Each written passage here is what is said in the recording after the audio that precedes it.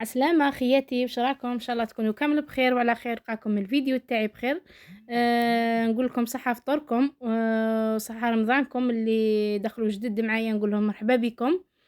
اليوم جيتكم بتحلية بذوق النيسكافي لمحبين القهوة، بنة خيالية واقتصادية وسهلة التحضير بقوام كريمي، راح تولوا مدمنين عليها بمقادير موجودة في كل بيت. جربوها ما راح تندموا.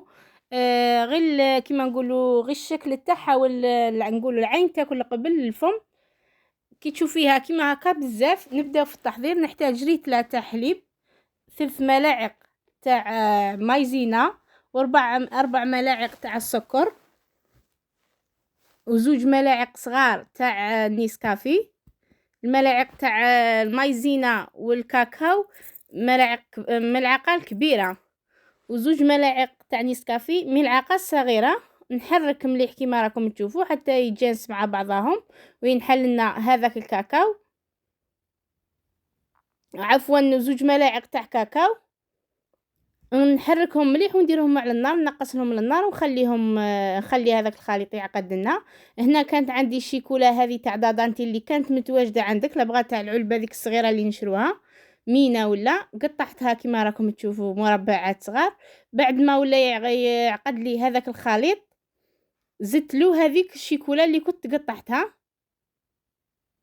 ما تقووش الشيكولا باسكو رانا درنا السكر في التحليه تاعنا، ونحرك حتى يعقد لنا هذاك الخليط وذوب لنا هذيك الشيكولا. نجي للطبقه الاولى. كان عندي هذا الكاطو البسكوي اللي يكون متواجد عندك ديريه. كان عندي هذا درت هذا، ماشي شرط ديروا هذا اللي يكون عندك في البيت ديريه. جبت لي فيغين تاوعي كما راكم تشوفوا الكؤوس هذو. درت الطبقه الاولى هذا الكاطو فتتو كما راكم تشوفوا. تبغوا ديروا ترحوه في الاشوار رحوه، انا بغيت ندلو هكا يقعد يجي باين، يجي يتقرمش. نديرو كطبقة أولى في لي فيغين تاوعنا. الصورة نورمالمون راهي واضحة. تحلية سهلة واقتصادية ومكوناتها موجودة في كل بيت وتجي بزاف بنينة. سورتو المذاق تاع نيسكافي ما نحكي لكمش، انا نطيب فيها والكوزينه مقلبه بالريحه تاع نيسكافي. بعد ما عقد لي هذاك الحليب والكاكاو والسكر اللي درتهم الخليط هذاك، نجيبو نفرغو فوق هذيك الطبقة الأولى تاع البسكوي. نعمر قاع لي فيغين تاوعي.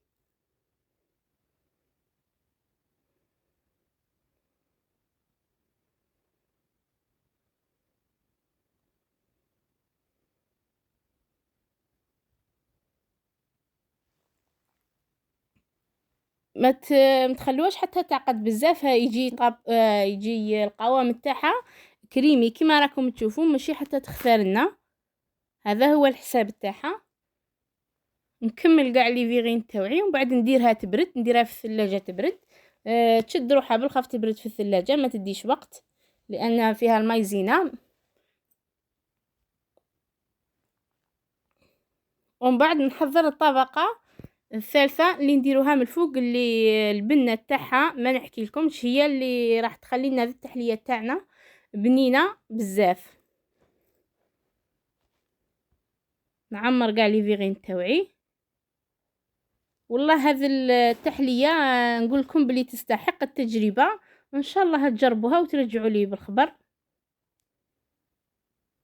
تحضروها في وقت قياسي. الطبقه الثالثه نحتاج كاس تاع ماء كما راكم تشوفوا، ما يهمش يكون بارد ولا دافي. ونحتاج علبه تاع فلون هذه تاع نواره صغيره كما راكم تشوفوا، وعطر القهوه. هذه التحليه لعشاق القهوه.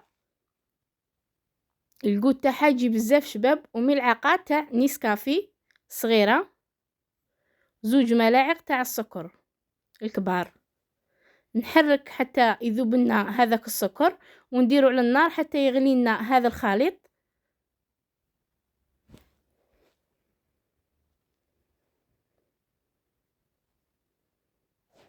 نحرك مليح قلنا حتى يذوب هذاك السكر. ونديرو فوق النار حتى يغلي كما راكم تشوفوا. بعد ما غلى لي هاوينا نجيب لي فيغين تاوعي التحليات تاعنا بعد ما بردت هذيك الكريمه تاعنا طبقه ثانيه، نفرغ فوقها هذه الطبقه الثالثه تاع الفلو كما راكم تشوفوا. تجي فيها واحد الريحه ما نحكي لكمش خياتي، انا نفرغ فيها سورتو كي بعد ما يغلي لنا هذه الطبقه الثالثه فيها واحد القو بزاف شباب.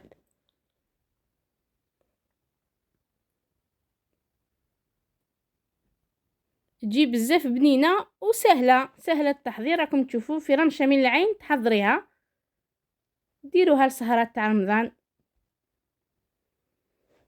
اللي يحبوا القهوه نقول لكم ما تراطوش هذه الوصفه خياتي. بعد ما عمرتهم كاع نديرهم يبردوا حتى تجمد لنا ذيك الطبقه الثالثه. عاوينيه التحليه تاعنا بعد ما بردت.